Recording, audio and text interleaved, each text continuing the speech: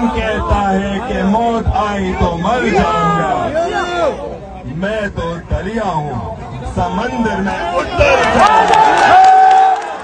के लिए हम अपनी जान देंगे, अपने सिंधु दरिया के लिए।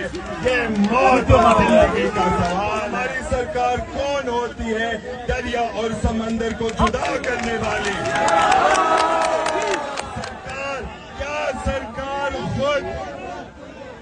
सरकार खुद को खुदा से बड़ा समझती है?